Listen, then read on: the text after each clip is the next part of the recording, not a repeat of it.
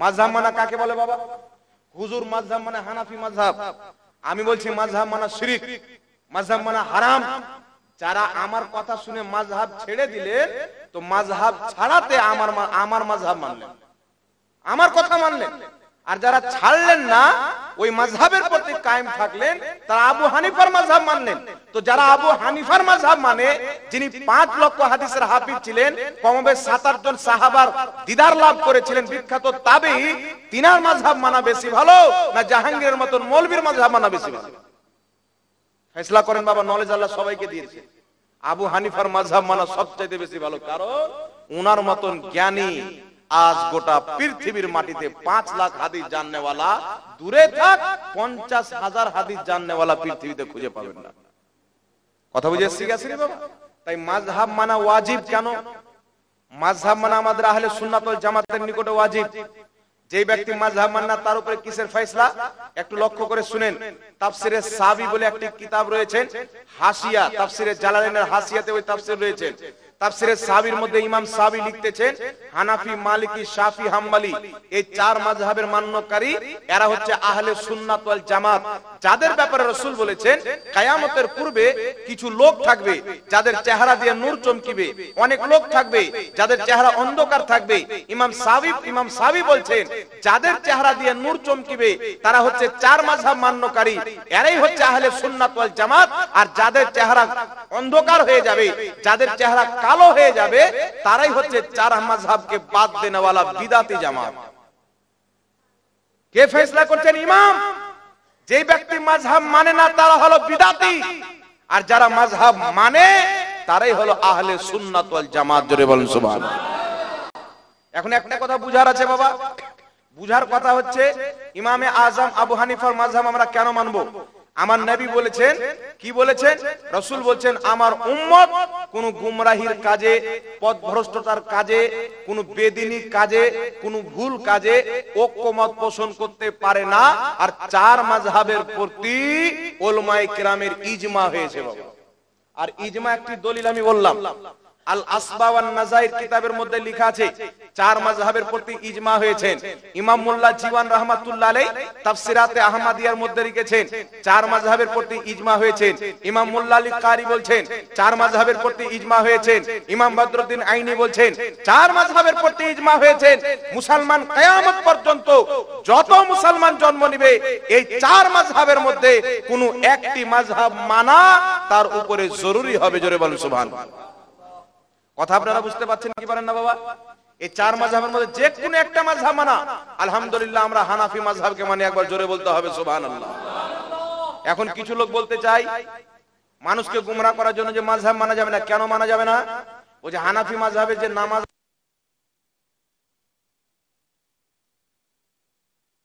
আমাদের নামাজ হচ্ছে সহিহ রাসূলুল্লাহর নামাজ। এই বিষয়ে কিতাব লেখা হয়েছে মার্কেটে, রাসূলুল্লাহর সালাত বানাম পরিচালিত সালাত। এই বিষয়ে কিতাব লেখা হয়েছে, জাল হাদিসের কবলে রাসূলুল্লাহর সালাত। মানে আমাদের নামাজগুলি যারা হানাফি তরিকায় নামাজ পড়ি, আমাদের নামাজগুলি জাল বানোয়াট নামাজ, রাসূলুল্লাহর তরিকার নামাজ নয়। আর তারা যে নামাজ পড়ে সেটা হচ্ছে রাসূলুল্লাহর তরিকার নামাজ। এই শিক্ষা দেওয়ার জন্য কিতাব লিখে যেইগুলো যুবক ছেলে আমাদের স্কুল কলেজে পড়ে, ফ্রিতে তাদেরকে দিয়ে দেয়। বছর বছর বই মেলা করা হয়, সেই ফ্রিতে বই দেয়, আমাদের ছেলে পিলে পড়ে আর অন্ধর মতন সেটা বিশ্বাস করে নেয়। কিন্তু নিজের মসজিদের ইমামকে, মাদ্রাসার শিক্ষককে, গ্রামের আলিমকে দিয়ে একবারও যাচাই করায় না যে এই মৌলবি যেটি লিখেছে সঠিক না ভুল লিখেছে। তবে বিরাদর ইসলাম, আমি এটা চ্যালেঞ্জের সহিত বলি এবং আমার দম থাকা পর্যন্ত আমি চ্যালেঞ্জের সাথে বলতে চাই, আহলে সুন্নাত ওয়াল জামাত হানাফি মাযহাব মান্যকারী মুসলমান যেই নামাজ পড়ে, এই নামাজটাই হলো অরিজিনালি মুহাম্মদ রাসূলুল্লাহর নামাজ। এই নামাজ হলো সাহাবার নামাজ, এই নামাজ হলো তাবির নামাজ, এই নামাজ হচ্ছে সালাফদের নামাজ। কারণ হচ্ছে আমার আপনার নবী মুস্তাফা সাল্লাল্লাহু আলাইহি ওয়াসাল্লাম, আমরা নামাজে নাভির নিচে হাত বানি, আমার আপনার নবী সাল্লাল্লাহু আলাইহি সাল্লাম নাভির নিচে হাত বেনেছেন। ইমাম নিবামি রাহমাতুল্লাহ আলাইহি নিজের কিতাবের মধ্যে হাদিসটি উল্লেখ করেছেন। হাদিসটি কি বলছেন? ওয়াদাউ ইয়ামিনাহু আলা শিমালিহি ফি সলাতি তাহতা সুররা। নবী পাক সাল্লাল্লাহু আলাইহি সাল্লাম ডান হাতকে বাম হাতের উপরে রেখে ফি সালাতি তাহতা সূরার নামাজে নাভির নিচে বেঁধেছেন। ইমাম নিবামি রাহমাতুল্লাহ আলাইহি বলছেন ইসনাদুহু সহিহ, নবী নাভির নিচে হাত বেঁধেছেন, হাদিসটি সহিহ। জোরে বলুন সুবহানাল্লাহ। আর আমার আপনার নবী বুকের উপরে হাত বেঁধেছেন। আবু দাউদ শরীফের হাদিস হোক, সহিহ ইবনে খুজাইমার হাদিস হোক, যতগুলো হাদিস বুকের উপরে হাত বাঁধা রয়েছে একটাও হাদিস কিন্তু বাবা সহিহ নয়। বুকের উপরে হাত বাঁধার একটাও হাদিস সহিহ নয়। এটা আমি চ্যালেঞ্জ দিয়ে রেখেছি। বুকের উপরে হাত বাঁধার হাদিস কিয়ামত পর্যন্ত একটা সহিহ কেউ দেখাতে পারে না। তবে নাভির নিচে হাত বাঁধার সহিহ হাদিস হাদিসের কিতাবের মধ্যে লিপিবদ্ধ আছেন।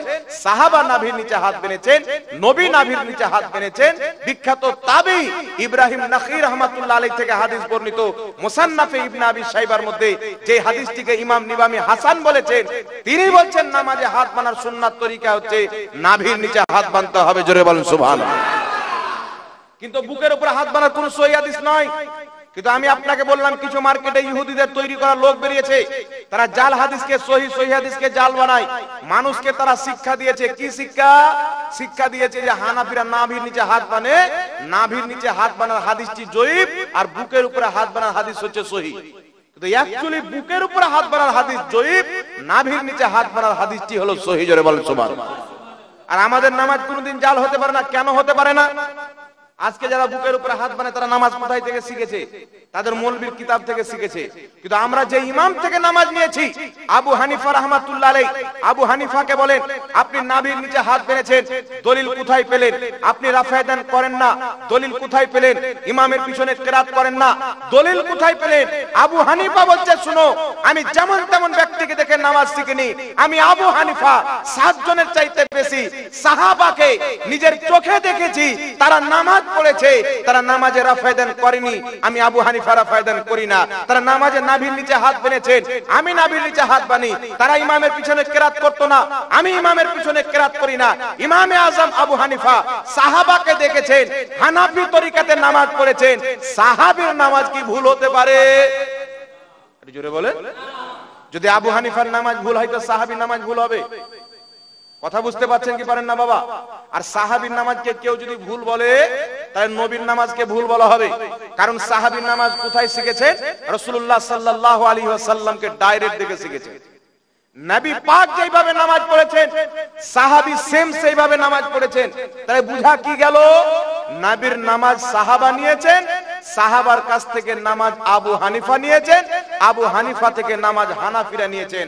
হানাফিদের নামাজ আবু হানিফার তরিকায়, আবু হানিফার নামাজ সাহাবীর তরিকায়, সাহাবীর নামাজ মুহাম্মদ রাসূলুল্লাহর তরিকায়। পৃথিবীর নামাজ বেকার হতে পারে, হানাফিদের নামাজ কোনোদিন ভুল হতে পারে না। জোরে বলেন সুবহানাল্লাহ। তো আমাদের নামাজ হচ্ছে সরাসরি রাসূলুল্লাহর নামাজ। যদি ডিটেইলস একটা করে রুকুন আলোচনা করি অনেক লম্বা হয়ে যাবে বাবা। তবে একটা মাত্র কথা বলতে চাই, আমরা ইমামের পিছনে কিরাত করি না, ঠিক না? সে সিররি নামাজ হোক আর জেহরি নামাজ হোক, যোহরের নামাজ হোক আর এশার নামাজ হোক, আমরা ইমামের পিছনে কিরাত করি না। কিছু লোক আমাদেরকে ট্রোল করে বুখারীর হাদিস দিয়ে। রাসূল পাক বলেছেন যেই ব্যক্তি সূরা ফাতিহা পড়লো না তার নামাজ হলো না। তো হানাফিরা ইমামের পিছনে সূরা ফাতিহা পড়ে না, হানাফিদের নামাজ হয় না। হাদিস বুখারীর টানাটান সহিহ হাদিস। কথাটা তো ঠিক মনে হচ্ছে, এটাই মনে করে অনেক লোক ঈমান হারিয়ে দেয়। কিন্তু হানাফিরা হাদিস মানে ব্যাখ্যা করে মানে, আর লামাযহাবী হাদিস মানে বিনা ব্যাখ্যাতে মানে মনে যেটা চলে আসলো ওটাই মেনে নিল। কিন্তু আমরা আলহামদুলিল্লাহ হাদিস ব্যাখ্যা মুহাদ্দিসিন যে ব্যাখ্যা করেছেন, সাহাবা যে ব্যাখ্যা করেছেন ওই ব্যাখ্যা করে মানি। আমরা পড়ি না কেন? বুখারী শরীফের হাদিস উল্লেখ করেছেন হযরতে জাবির রাদিয়াল্লাহু তাআলা আনহু, হাদিসটি তিরমিজি শরীফের মধ্যে। জাবির রাদিয়াল্লাহু তাআলা আনহু বলছেন যেই ব্যক্তি সূরা ফাতিহা পড়লো না তার নামাজ হলো না, ইল্লা আইয়াকুনা ওয়ারা আল ইমাম, কিন্তু ইমামের পিছনে থাকলে পড়তে হবে না। জোরে বলেন সুবহানাল্লাহ। ইমাম তিরমিজি বলছেন হাযা হাদিসুন হাসানুন সহিহুন, ইমামের পিছনে থাকলে পড়তে হবে না, হাদিসটি সহিহ। তো নবীর হাদিস যে সূরা ফাতিহা পড়লো না তার নামাজ হলো না, সাহাবী বলছেন একা নামাজ পড়লে ইমামের পিছনে নয়, আর ওয়াহাবী বলছে ইমামের পিছনে। তাহলে বুঝা গেল তারা হাদিসের ব্যাখ্যা বাড়িতে করেছে, হানাফিরা হাদিসের ব্যাখ্যা সাহাবা থেকে নিয়েছে। বল সুবহানাল্লাহ। তাহলে যে ব্যাখ্যা বাড়িতে করবে তারটা সঠিক হবে না যে সাহাবার ব্যাখ্যা নিবে তারটা সঠিক হবে বাবা? স্পষ্ট ফয়সালা। তাই এদের থেকে ঈমানকে বাঁচিয়ে রাখতে হবে। এরা আপনাকে আপনার পীর থেকে দূরে করবে প্রথম, তারপরে নবী থেকে দূরে করবে, তারপরে ইসলাম থেকে আপনাকে দূরে করে আপনি খোখলা নামাজি থেকে যাবেন। দাড়ি থাকবে, টুপি থাকবে, কিন্তু আপনার ভিতরে বাবা যে আসল মাল ঈমান, এই ঈমান কিন্তু থাকবে না। আর ঈমান না থাকলে নামাজের কোনো দাম আছে বাবা? কোনো দাম নাই। নামাজ কাদের উপরে ফরজ? যাদের ঈমান আছে। তাই রাসূল পাক বলেছেন, উমর তারা এত নামাজ পড়বে যে তোমার নামাজ তাদের সামনে কিছু নয়, এত রোজা রাখবে তাদের রোজা তোমার রোজার সামনে, ওদের রোজার সামনে তোমার রোজা কিছু নয়। কিন্তু তারা দিন থেকে এমন ভাবে বেরিয়ে যাবে যেমন তীর কামান থেকে বেরিয়ে যায়, ইসলাম থেকে বেরিয়ে যাবে, মুসলমান থাকবে না। উমর চাইতে নামাজ বেশি পড়বে, উমর চাইতে রোজা বেশি রাখবে, কিন্তু তারা ইসলাম থেকে বেরিয়ে যাবে। তাহলে চিন্তা করেন, নামাজ পড়লে মুসলমান হয় না, আকীদা যদি ঠিক থাকে তবেই হবে মুসলমান। জোরে বলেন সুবহানাল্লাহ। একটা কথা বলে দিলাম বাবা, আরেকটা জাস্ট কথা বলে দিই, যে ফিতনা সব জায়গাতে উঠে হচ্ছে আমরা ফরজ নামাজের পরে দোয়া করি, জানাজার নামাজের পরে দোয়া করি। আপনারা করেন এখানে দোয়া? জানাজার নামাজের পরে ফুরফুরা শরীফ আছে, ফুরফুরা দরবার শরীফ থেকে 3-4 কিলোমিটার দূরে একটি গ্রাম আছে, গ্রামের নামটা আমি ভুলেছি। ওখানে একটা মৌলবি এসে খারাপ খারাপ ভাষায় ওখানকার পীরদেরকে গালি দিয়েছে আর বলেছে যারা জানাজার নামাজের পরে দোয়া করে এরা হচ্ছে জাহান্নামের কুকুর। নাউজুবিল্লাহ বললেন। ওই যে যারা জানাজার নামাজের পরে দোয়া করে এরা জাহান্নামের কুকুর। আগে আমরা মনে করতাম যে দোয়া করলে শয়তানকে খারাপ লাগে, এখন দাড়ি টুপিওয়ালা মৌলবিকেও খারাপ লাগে। চিন্তা করেন। তবে বিরাদর ইসলাম, ফরজ নামাজের পর কিছু আছে জানাজার নামাজের পরে দোয়া করা জাহান্নাম চলে যাবে, কিছু লোক আছে ফরজ নামাজের পরে দোয়া করলে জাহান্নাম চলে যাবে। মানে জাহান্নাম মনে হচ্ছে এরা নিজে বানিয়ে এসেছে, যাকে মন তাকে ভরে দেবে। বাপের তৈরি করা জাহান্নাম নাই, আল্লাহর জাহান্নাম। আর আল্লাহ বলছেন, উদউনি আস্তাজিব লাকুম, আমার কাছে দোয়া করো আমি কবুল করব, আমার কাছে চাও আমি দিব। সেটা নামাজের পর হোক আর জানাজার নামাজের পর হোক, আল্লাহর রহমতের দরজা 24 ঘন্টা খোলা, 24 ঘন্টা আল্লাহর কাছে দোয়া করা জায়েজ আছে। বল সুবহানাল্লাহ। এখন আপনাকে বলে দিতে চাই, ফরজ নামাজের পরে দোয়া করা যাবে কিনা, জানাজার নামাজের পরে দোয়া করা যাবে কি যাবে না? একটা কথা মনে রাখবেন, যদি কোনো জায়গাতে জানাজার নামাজের পরে দোয়া করে আর কিছু লোক পালিয়ে যায়, যারা দোয়া করবে না বলে পালিয়ে গেল, এরা হচ্ছে নবীর সুন্নাতকে দাফন করনেওয়ালা। আর নবীর সুন্নাতকে দাফন করার নামই হচ্ছে বিদআত। তো যে দোয়া করলো তারা বিদআতি নয়, যে জানাজার পরে দোয়া করলো তারা হলো সুন্নাতি। আর যেই ব্যক্তি দোয়া ছেড়ে পালিয়ে গেল ওরাই হচ্ছে আসল বিদআতি, তারা জাহান্নামে যাবে। ফরজ নামাজের পরে যে দোয়া করলো তারা বিদআতি নয়, যে দোয়া ছেড়ে পালিয়ে গেল তারাই হচ্ছে অরিজিনাল বিদআতি। আপনাকে তো উল্টা বোঝানো হচ্ছে। আপনি বলবেন হুজুর কি করে? উঠান পবিত্র কোরআন, আল্লাহ বলেন ফাইদা ফারাগতা ফানসাব, যখন তুমি নামাজ থেকে ফারিগ হবে দোয়াতে পরিশ্রম করো। আব্দুল্লাহ ইবনে আব্বাস তাফসীর ইবনে আব্বাসের মধ্যে লিখছে, অর্থাৎ ফরজ নামাজে যখন তুমি সালাম ফিরিয়ে দিবে সঙ্গে সঙ্গে দোয়াতে পরিশ্রম করো। তো আল্লাহ ডাইরেক্ট বলেছেন যে ফরজ নামাজ থেকে ফারিগ হওয়ার পর দোয়াতে পরিশ্রম করো। একা করো না, সবাই মিলে করো আল্লাহ বলেননি। আমরা যখন হাদিস খুঁজি, সাহাবায়ে কেরাম নবী মুস্তাফা একাও করেছেন, সবাইকে নিয়েও করেছেন। বাইহাকি শরীফের মধ্যে হাদিস, আরো অনেক কিতাবের মধ্যে হাদিসটি লিপিবদ্ধ। নবী পাক সাল্লাল্লাহু আলাইহি সাল্লাম ফজরের নামাজ যখন পড়াতেন, মুক্তাদির দিকে চেহারা করতেন, দুইখানা হাত উত্তোলন করতেন, আল্লাহর নবী দোয়া করতে আরম্ভ করতেন। এখন আপনাকে বলতে চাই, আল্লাহর নবী হাত তুলে দোয়া করবেন আর সাহাবার হাত নিচে থাকবে? এটা হতে পারে? কোনই মতে হতে পারে না। নবী হাত তুলেছেন, সাথে সাহাবারাও হাত তুলে দোয়া করেছেন। আরেকটি হাদিস শুনিয়ে দিই আপনাদেরকে। তাবরানী শরীফের মধ্যে হাদিসটি উল্লেখ রয়েছে।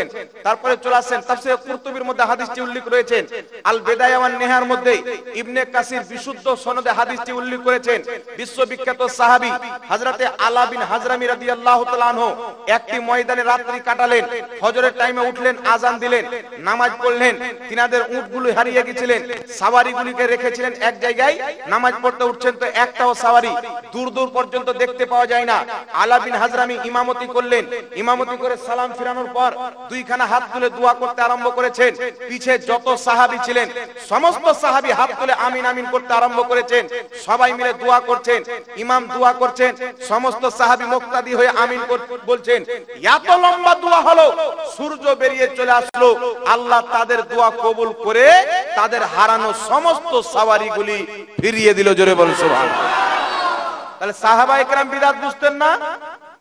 ফরজ নামাজের পরে তিনারা দোয়া করেছেন, সবাই মিলে হাত তুলে দোয়া করেছেন।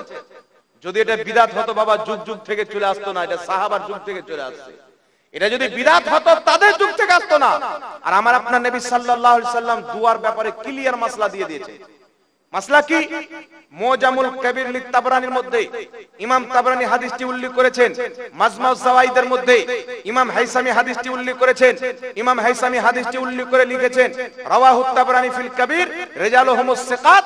ইমাম তাবরানি নিজের কবির মুজামুল কবিরের মধ্যে যে হাদিসটি উল্লেখ করেছেন, এই হাদিসের সমস্ত বর্ণনাকারী হচ্ছে বিশুদ্ধ বর্ণনাকারী।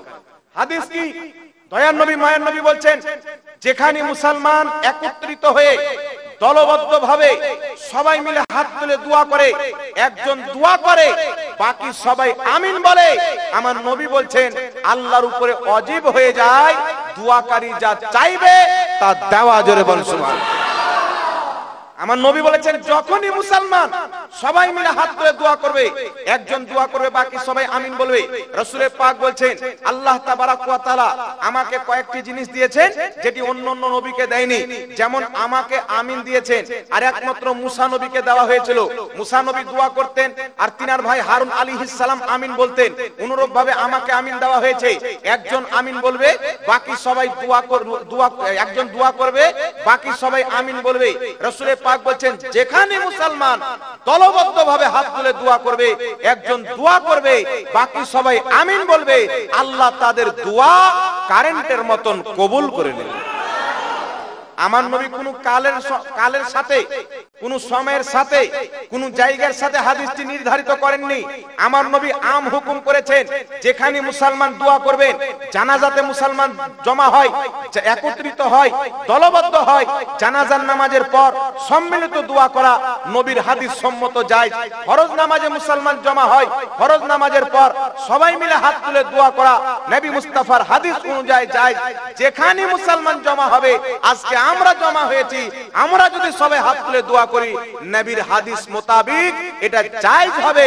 আমার নবী কিয়ামত পর্যন্ত সম্মিলিত দোয়া যেখানে মুসলমান জমা হবে করা জায়েজ করে দিয়েছেন। জোরে বল সুবহানাল্লাহ। এখন যদি কেউ বলে ফরজ নামাজের পরে করা চলবে না, তাকে নবীর হাদিস দেখাতে হবে যে নবী বলেছেন যেখানে মুসলমান সম্মিলিতভাবে দোয়া করবে হাত তুলে আল্লাহ তাদের দোয়া করবে, কিন্তু ফরজ নামাজের পর বাদ দিয়ে এই হাদিস তাকে দেখাতে হবে। জানাজার নামাজের পরে বাদ দিয়ে তাকে হাদিস দেখাতে হবে। এই রকম পৃথিবীতে কোনো হাদিস নাই। তাহলে বোঝা গেল নবী যেটাকে জায়েজ করেছেন সেটাকে নাজায়েজ মনে করে, বিদআত মনে করে ছেড়ে দেওয়ার নামই হচ্ছে বিদআত। তো যারা দোয়া করে তারা বিদআতি নয়, যারা বিদআত মনে করে ছেড়ে দেয় আল্লাহর কসম খেয়ে বলি তারাই হলো অরিজিনাল বিদআতি। কথা বুঝতে পেরেছেন বাবা? তো চোরের মায়ের গলা জোর আপনাদের দিয়ে কি বলে? চোরের মায়ের গলা জোর, চুরি করেছে আর উল্টা চোর কুতওয়াল কো ডাঁটে, নিজেই বিদআতে আর ফতোয়া দিচ্ছে সুন্নাত করনেওয়ালাদের উপর। তাই বিরাদর ইসলাম, আমার আপনার নবী ফরজ নামাজের পর দোয়া করেছেন, 5 ওয়াক্তের ফরজ নামাজের পর দোয়া করেছেন। অসংখ্য সহিহ হাদিস দ্বারা এটা বর্ণিত প্রমাণিত রয়েছে।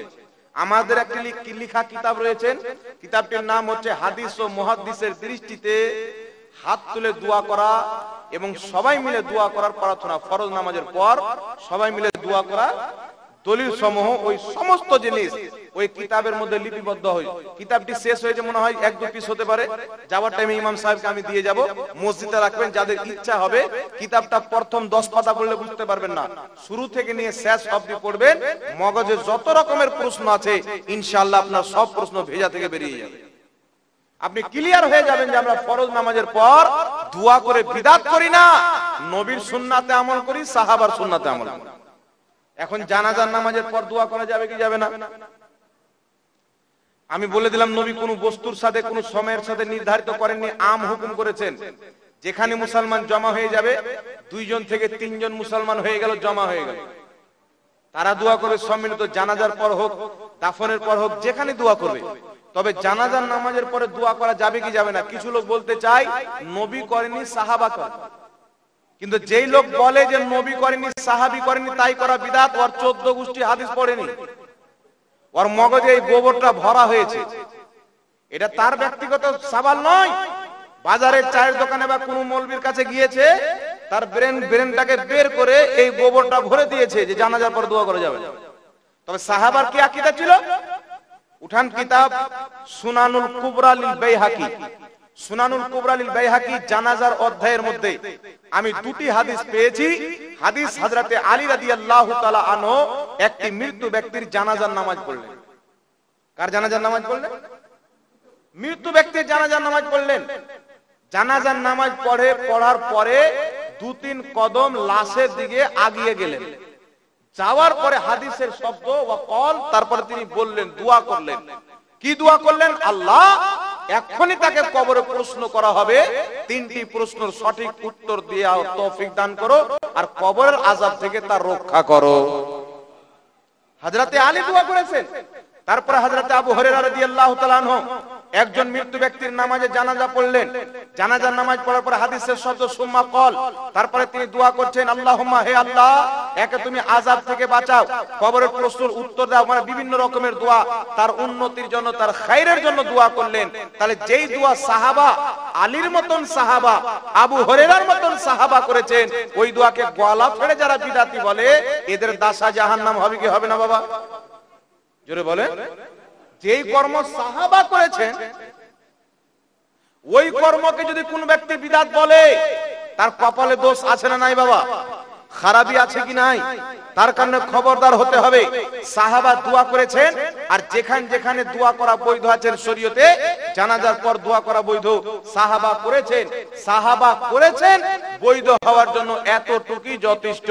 কারণ আমার নবী বলেছেন, মা আনা আলিহি ওয়া আসহাবি, 73 ফিরকার মধ্যে 72টি জাহান্নামী, একটি হবে জান্নাতি। মা আনা আলিহি ওয়া আসহাবি, যে আমার সাহাবীর তরিকাতে চলবে তারাই হবে জান্নাতি। ফরজ নামাজের পর দোয়া করা নবী এবং সাহাবার চরিত্র তরিকা, আর জানাজার নামাজের পরে দোয়া করা নবীর সাহাবার তরিকা। আমরা না নবীর তরিকা ছাড়বো, না সাহাবার তরিকা তা ছাড়বো।